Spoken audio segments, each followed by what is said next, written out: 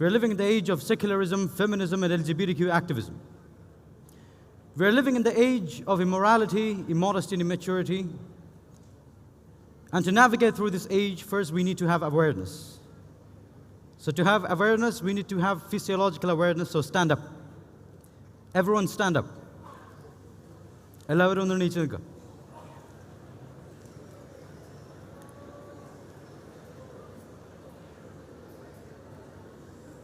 Stand up. Just breathe in, breathe in, breathe out.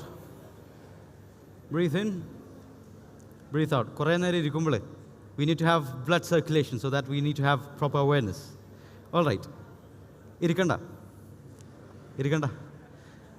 Let's start with something very important.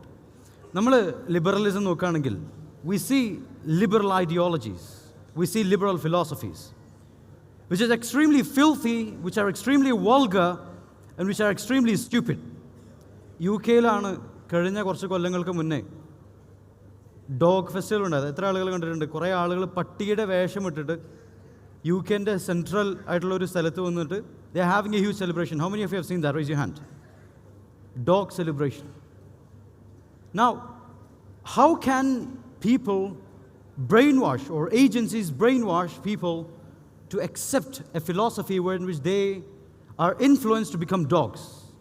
നിങ്ങളുടെ ആരെങ്കിലും അടുത്ത് വന്നിട്ട് ഡയറക്റ്റായിട്ട് നിങ്ങൾ ആണാണ്, അപ്പോൾ നിങ്ങളോടൊന്ന് ചോദിക്കുകയാണ്, അവർ പറയാണ് you are A girl, you are A woman, you are A lady. നാളെ സ്കേർട്ട് ഇട്ടിട്ട് ലിപ്സ്റ്റിക് ഇട്ടിട്ട് ഐലൈനർ ഇട്ട് വരാൻ പറഞ്ഞാൽ നിങ്ങൾ ചെയ്യുമോ? ചെയ്യില്ല എന്ന് ഉറപ്പുള്ള ബോയ്സ് ഉണ്ടെങ്കിൽ റൈസ് യു ഹാൻഡ്. അതിൽ കൺഫ്യൂഷനുള്ള ആളുകളുണ്ടോ? Sit down, sit down.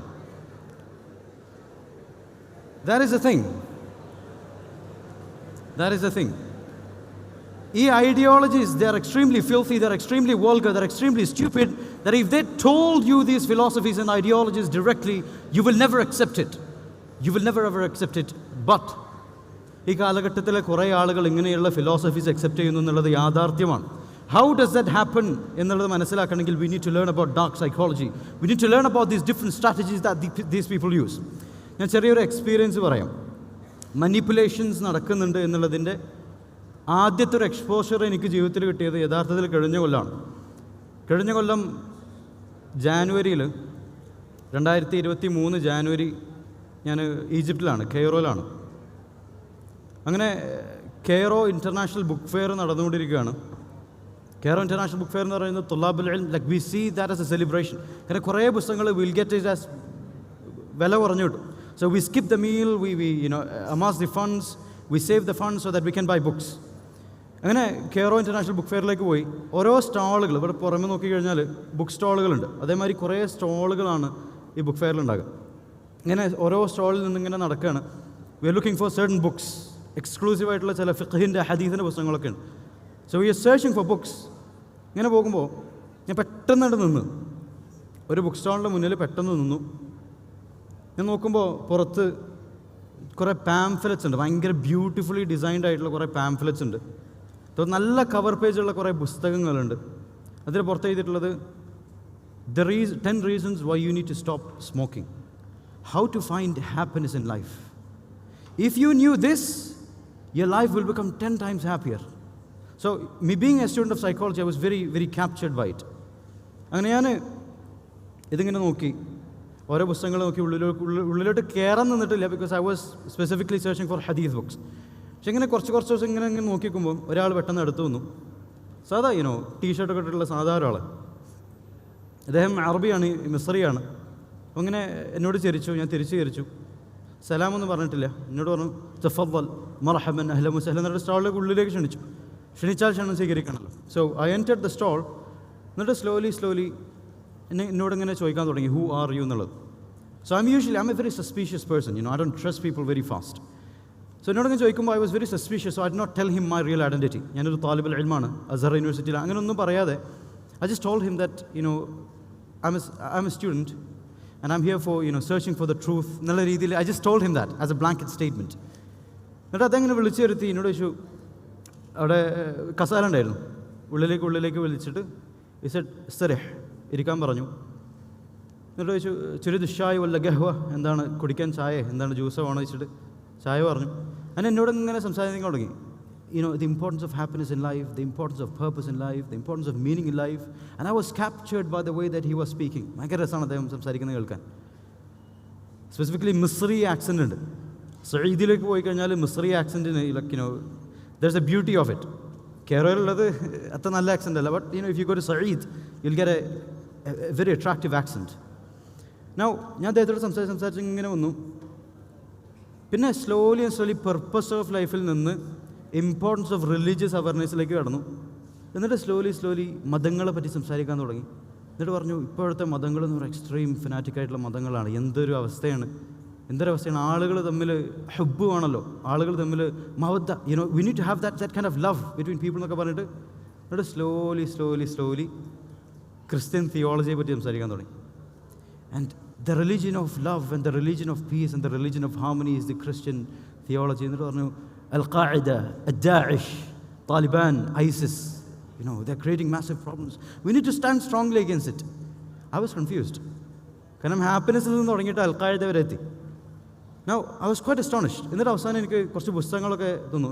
ഇത് വായിച്ച മോനെ ഭയങ്കര അടിപൊളി പുസ്തകങ്ങളാണ്. If you read that, your life will change. You will find happiness. പക്ഷെ തന്ന പുസ്തകങ്ങൾ ഹാപ്പിനെസ്സായിട്ട് യാതൊരു ബന്ധമില്ല. ട്രിനിറ്റിയെ പറ്റിയുള്ള പുസ്തകങ്ങൾ, അങ്ങനെയുള്ള പുസ്തകങ്ങളാണ്. I was really confused. എന്നിട്ട് I just smiled at him.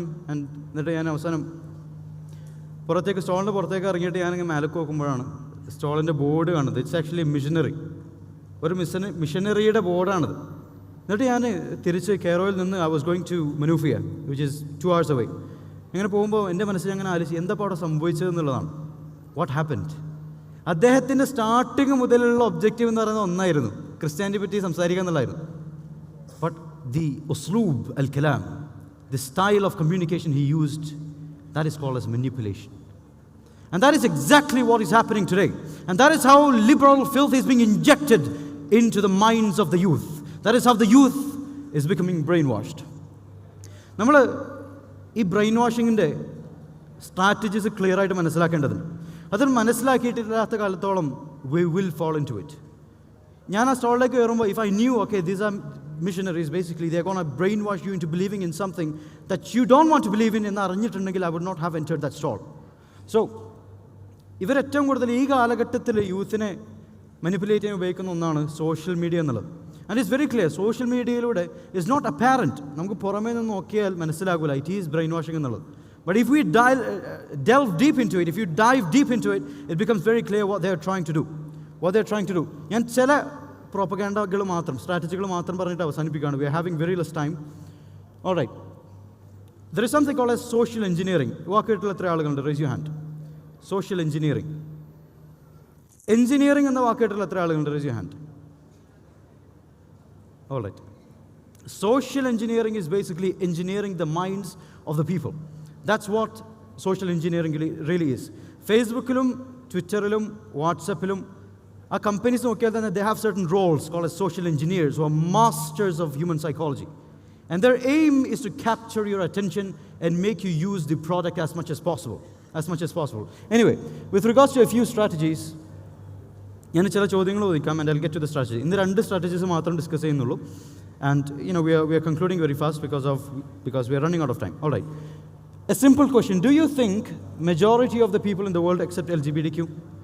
ലോകത്തിലെ മെജോറിറ്റി ആളുകളും LGBTQ അക്സെപ്റ്റ് ചെയ്യുന്നുണ്ട് എന്നുള്ള തോന്നലുള്ള ആളുകളുണ്ടെങ്കിൽ raise you hand. Okay, I am seeing a few hands. Okay, ലോകം എടുക്കണ്ട, നിങ്ങളെ കോളേജ് എടുക്കുക. നിങ്ങളെ കോളേജിലേക്ക് പോയിട്ട് if you ask a question with regards to LGBTQ, majority ആളുകളും അതിനെ സപ്പോർട്ട് ചെയ്യുന്നുണ്ട് എന്നുള്ള ഫീലിംഗ് വരാൻ സാധ്യതയുണ്ടെങ്കിൽ റേസ് യു ഹാൻഡ്. ഓൾറൈറ്റ്. ഇപ്പോഴത്തെ ഒരു സ്റ്റാൻഡേർഡ് നറേറ്റീവ് എന്ന് പറയുന്നത് LGBTQ നറേറ്റീവാണ്. And a lot of people actually think that the entire world accepts LGBTQ. While in reality, proper statistics basically say that most of the human population which follow a traditional culture, they do not accept LGBTQ. They're against LGBTQ. പക്ഷേ എങ്ങനെയാണ് ഈ ഒരു narrative വന്നത് എന്ന് ചോദിച്ചു കഴിഞ്ഞാൽ it was through strategy. Proper സ്ട്രാറ്റജിയാണ്.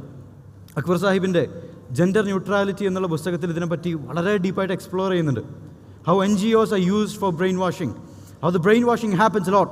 1973 DSM-ൽ വന്നിട്ടുള്ള മാറ്റങ്ങളെ പറ്റിയിട്ടൊക്കെ അദ്ദേഹത്തിൻ്റെ പുസ്തകം സംസാരിക്കുന്നുണ്ട്. Highly recommend to read that book, highly recommend. Now ഈ ഒരു നെറേറ്റീവ് സ്പ്രെഡ് ചെയ്യാൻ കുറേ സ്ട്രാറ്റജീസ് അവർ ഉപയോഗിച്ചിട്ടുണ്ട്.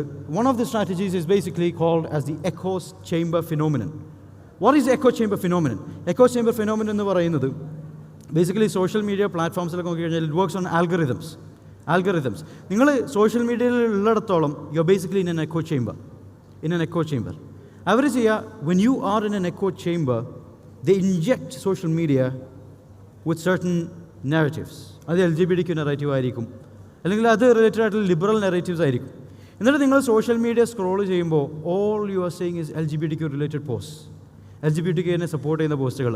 കമൻറ്റ്സ് ഓപ്പൺ ചെയ്ത് കഴിഞ്ഞാൽ LGBTQ റിലേറ്റഡ് എന്ന് സപ്പോർട്ട് ചെയ്യുന്ന these are human rights, this is human right, you are not suppose to oppose LGBTQ എന്നൊക്കെ പറഞ്ഞുകൊണ്ടുള്ള കുറേ കമൻറ്റ്സ് കാണുമ്പോൾ you basically become influenced by it.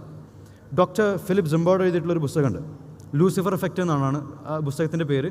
He basically talks about the Stanford University experiment, and in that he talks about how environments basically brainwash you.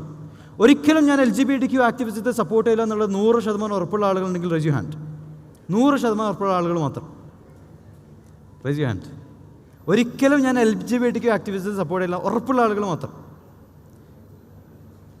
Now the thing is, if you're put in the right echo chamber with proper brainwashing mechanisms, you can be brainwashed, accepted എന്നുള്ളതാണ്. It becomes extremely hard. It becomes extremely hard to oppose it. So echo chamber phenomenon is something that is commonly used on social medias.